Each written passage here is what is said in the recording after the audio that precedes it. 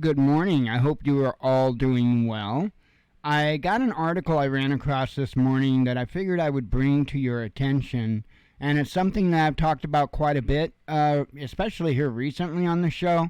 And then aside from that, I got something that's completely, totally unrelated that I want to talk to you about. So before we get started, I have to say that anything that I cover, anything that I discuss in this video, nothing, not even the littlest bitty inkling, should be considered as any type of advice, any type of permission, any type of encouragement, or anything of the such. Okay? It's none of any of that, right?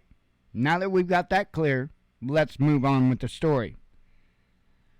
So this article came out not long ago. U.S. holds drone swarm drill. Now, I've told you many times that this new battlefield that we are about to embark on is going to be something like we have never seen before. We are going to see things that sound and look like they come right out of the sci-fi movies. And I'm not just saying that because I want to be a geek and get my nerd on. That's not it. That's not even remotely it.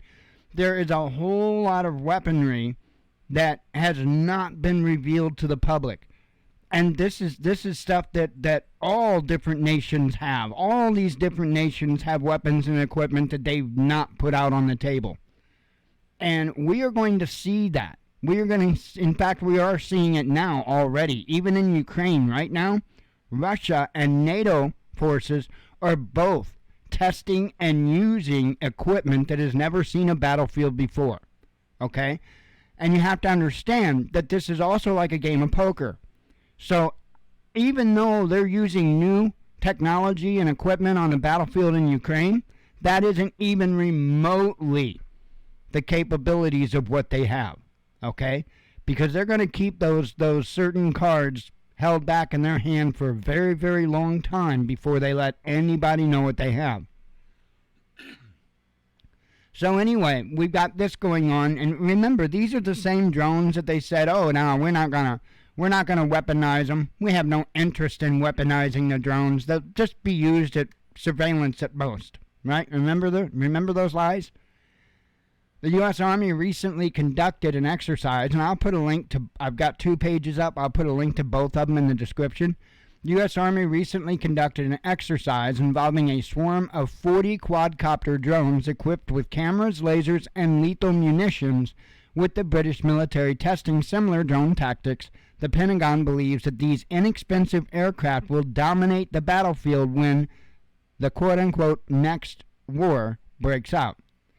A video posted to Twitter by Brigadier General Kurt Taylor of the Army's National Training Center at Fort Irwin in California on Sunday shows the drone swarm flying in formation ahead of a simulated attack on a defended position by the 11th Armored Cavalry Division.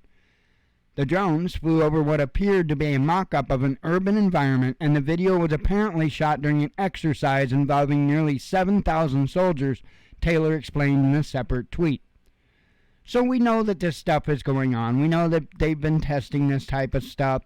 None of this is new or should not be new to us. We've known about drone swarms for a while.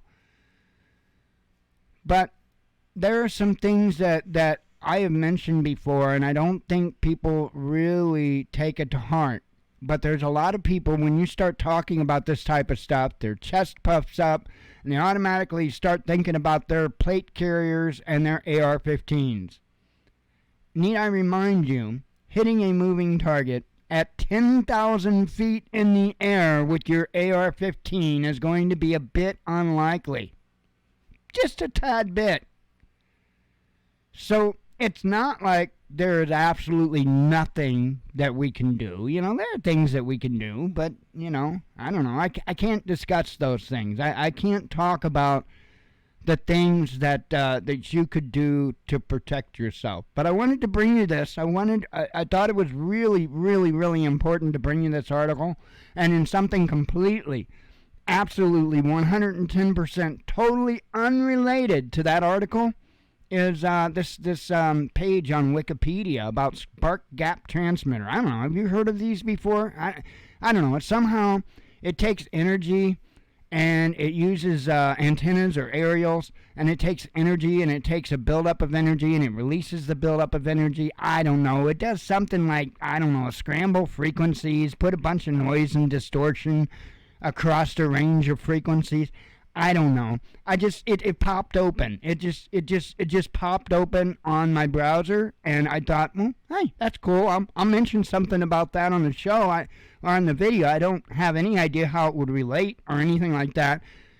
I'm not giving anybody any advice or anything like that, and it would probably be breaking a bunch of FCC laws and stuff like that if somebody was to do something like this. I would think. I don't know. I can't give you any advice on it or any thoughts or anything like that on the spark gap transmitter that somebody and theoretically could probably use to, I don't know, disrupt transmission between two devices. I don't know what use that would have. I don't know. I'm just confused. I'm going to go get me a coffee and go to bed. Shalom.